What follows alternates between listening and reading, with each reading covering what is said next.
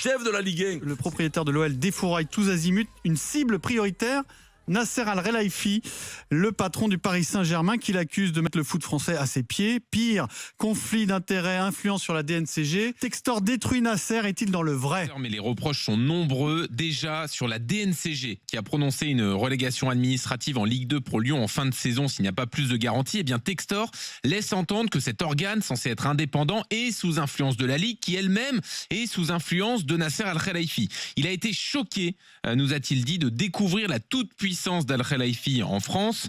Alors, leur plus grosse opposition a eu lieu il y a quelques mois, pendant la crise des droits télé, qu'il nous a raconté en détail. Et plusieurs fois, il a posé cette question, John Textor: qui se soucie de la Ligue 1 s'il n'y a plus de compétitivité? C'est son plus gros point d'achoppement avec Nasser Al-Khelaifi, au point qu'il n'ait plus de relation désormais, au point d'exclure la possibilité de faire un transfert vers le PSG, parce qu'on lui a demandé si Fofana ou Cherki, les plus gros potentiels, pourraient un jour signer à Paris. Aujourd'hui, non, ça n'arrivera pas. Je ne veux pas vendre un joueur de cette qualité à Nasser tant qu'on ne se sera pas serré la main, partager une bière et décider ensemble d'aider le championnat de France. C'est évident, ma relation avec Nasser n'est plus ce qu'elle a été. Mais les hommes restent des hommes, on peut passer outre. Mais pour l'instant, non, je ne lui vendrai personne. Et il répond aussi à Jean-Michel Aulas, qui l'a déçu récemment. Plus c'est gros, plus ça passe. C'est vrai qu'il est ému de la puissance d'un club. C'est un Américain, ils ne font que ça. Avec des fonds de pension, ils rachètent, ils écrasent tout le monde. En Amérique du Sud, ils écrasent tout le monde. Dans ce milieu-là, je ne pense pas que le comportement, ce soit la première des références. S'il était à sa place, ce serait pire. Lui, à la casquette, il veut même donner des idées pour la Ligue 1. Mais occupe-toi déjà de mettre à flot, de mettre à flot Lyon. Non, tout ça, c'est des piments, c'est des gros piments mérités. Des piments. Oui, ça c'est des gros piments. C'est des piments d'esprit. Je veux dire, c'est du cinéma.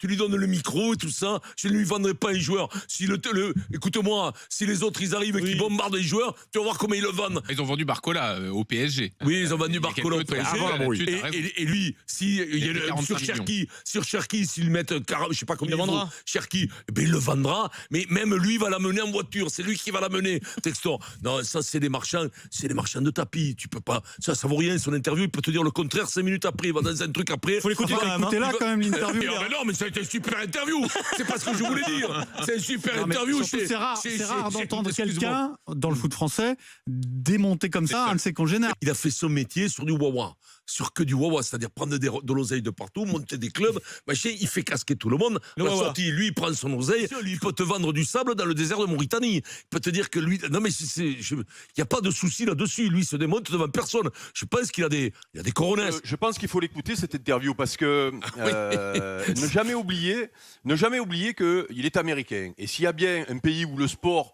est équitable, on va dire, c'est-à-dire que, je ne vais pas vous le raconter, c'est Steve qui vous le racontera si vous voulez pour le basket, mais c'est pareil pour tous les autres sports, on fait en sorte là-bas aux États-Unis que le plus fort soit désavantagé au moment de recruter les pépites qui arrivent.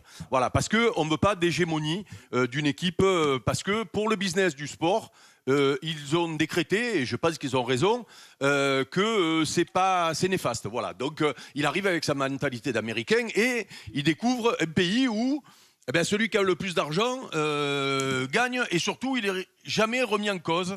C'est la réalité de notre sport. Et nous, ça ne nous choque pas parce que c'est comme ça depuis des années. Quand le Grand Saint-Étienne était le plus fort et le plus puissant financièrement, il gagnait tout dans les années 70.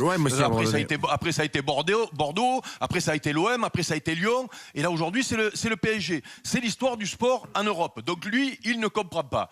Alors ça, on peut quand même lui faire grâce d'essayer de comprendre comment ça fonctionne et surtout de dire son indignation au moment de se rendre compte que la Ligue 1, elle est jouée avant que ça commence. Et lui, il part du principe que c'est contre-productif pour les gens qui achètent les abonnements pour la télé ou les places pour aller au stade.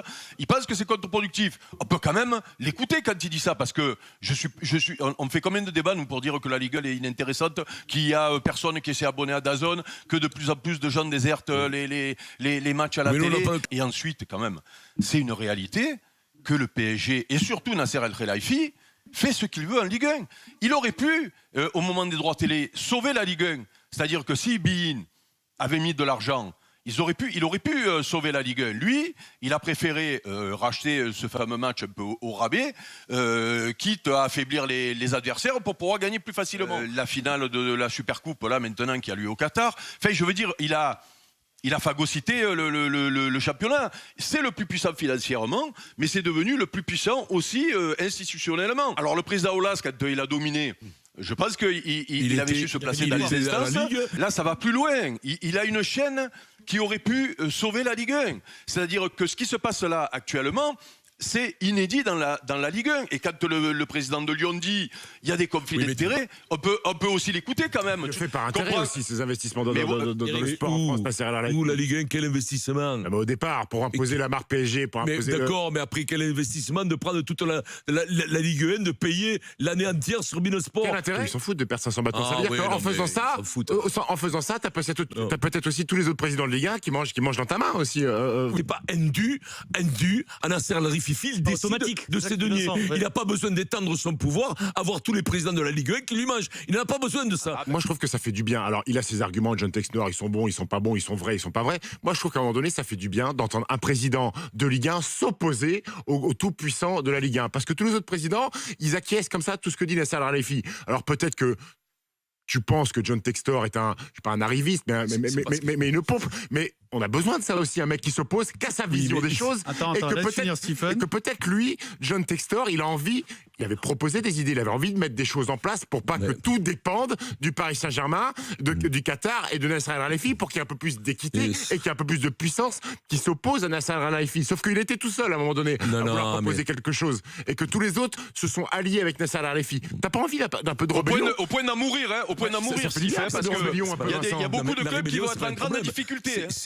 On attend une qualité, des actes de Textor. On attend des actes d'un homme fort. Mais je pense que pour le bien de la Ligue 1 peut-être, et pour le bien des clubs qui sont en grande difficulté, il y a Angers qui n'arrive pas à payer les salaires, Vincent, en ce moment. Le problème, c'est la répartition des droits télé. Le problème, le PSG, en étant aussi puissant et en n'ayant pas mis de l'argent en plus dans les droits télé. Alors tu as raison de dire qu'ils ne sont pas obligés de financer le foot français. Sauf que les clubs qui sont autour du PSG et qui soutiennent en plus le PSG, ils mangent dans la main du PSG, ils sont en train de mourir. Mais ça veut dire que Textor, à un moment donné, il ne comprend pas pourquoi. Mais parce sur que les la matchs position de faiblesse, il est obligé de faire de la pub pour le Paris Saint-Germain et pour le Qatar. Lui, il trouve ça en fait incohérent. Les gars, Jean-Louis, tu as passé de nombreuses heures avec lui, de nombreuses minutes. Il est malin, Textor aussi. On est d'accord avec tout ce que vous dites, en fait. Mais il allume un contre-feu, John Textor, parce qu'il est en difficulté devant la DNCG. Il remet quand même en cause, on va dire, l'indépendance de cette institution, ce qui est quand même assez grave à la base. Et il défouraille Nasser Al-Khelaifi, il sort du bois de façon très spectaculaire. Pour ne pas qu'on parle en détail aussi de ses difficultés à lui. Mais il est pas aussi un peu responsable de ce qui se passe à Lyon. Est-ce qu'il dit dans l'interview qu'il y a des problèmes vraiment financiers à l'Olympique Lyonnais ou pas? Il conteste les problèmes financiers. Il n'y a pas de problème. Voilà, vous l'entendrez en détail, mais il n'y a pas de problème financier. Ça, c'est comparé à d'autres clubs, lui, il a des ressources grâce à la multipropriété. En gros, on n'est pas prêt à comprendre son modèle actuellement. Et la DNCG n'a pas encore le logiciel. Il y a un truc, Vincent, que je ne comprends pas, c'est pourquoi tu dis que il n'est pas crédible, pourquoi tu dis que... Il y a un truc que je ne comprends pas. Je vais te l'expliquer. Et pour te répondre, non, mais je voudrais te répondre à la question que tu m'as posée tout à l'heure. Tu peux quand même écouter un mec qui arrive de notre pays, avec une autre culture et avec une autre manière d'appréhender le sport. Et surtout, peut-être une autre manière de le vendre, le sport. S'il y a bien un pays quand même où on arrive à vendre le sport au-dessus de ce qu'il vaut réellement, c'est bien les États-Unis quand même. Steve pourra te parler de la NBA. Et lui, peut-être qu'il a des idées, sauf que les autres, comme ils mangent dans la main d'Al-Khelaifi, et qu'Al-Khelaifi, lui, la situation lui convient très bien parce que il domine la Ligue 1, sauf qu'ils ne veulent pas aller au contre Nasser. Et là, on a un mec qui arrive. Je suis pas sûr que la situation convienne tant que ça aux dirigeants du Paris Saint-Germain qui aussi cherchent des ressources supplémentaires. Alors, explique-moi pourquoi ils n'ont pas réussi, avec la puissance qu'ils ont, à influer sur ces fameux droits télé. Parce que là, c'est la mort du foot, là, ces droits télé cette année-là. Ça veut dire que c'est une ingérence incroyable sur les autres trucs. Ça veut dire que c'est les chefs, mais les chefs à vita aeternam de cette Ligue 1, ils font ce qu'ils veulent. Ils dirigent la Ligue puisque la Ligue est nourrie des droits télé. Ils sont salariés des droits télé. Tu veux expliquer la grammaire, il ne faut pas faire 20 fautes sur la première page.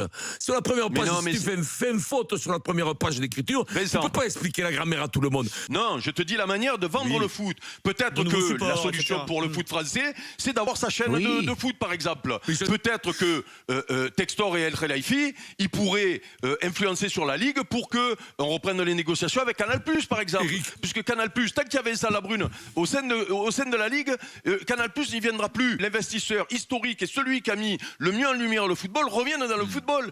Voilà. Et cette situation-là, en ce moment, elle est pas viable. Et donc, il y a un mec qui nous explique que on va mourir et que peut-être que de faire ce qu'on a fait, c'est pas bien et que, attention, de suivre le Grand Manitou, c'est pas bien. Mais on l'a vu avec les droits télé. Ils se sont séparés de Canal pour aller sur un autre. C'est le dernier qui a parlé qui a raison. Et c'est ça qui est pas bon. Textor, il Jean-Louis, n'a je suis pas pas de sûr leçon que à tout à nous faire l'heure de soit rien. aussi bon. Textor. Vincent, tu dis la grammaire ou la grand-mère? On a compris la grand-mère au début. La grand-mère de qui? C'est la grand-mère. Eh ben, la grammaire, c'est la Ouais, on grammaire. avait du mal à ce que la grand- on avait du mal à comprendre ce que la grand-mère venait faire Ah, mais bien là-dedans et sûr. après on a compris. Ah, mais la- Tu vois,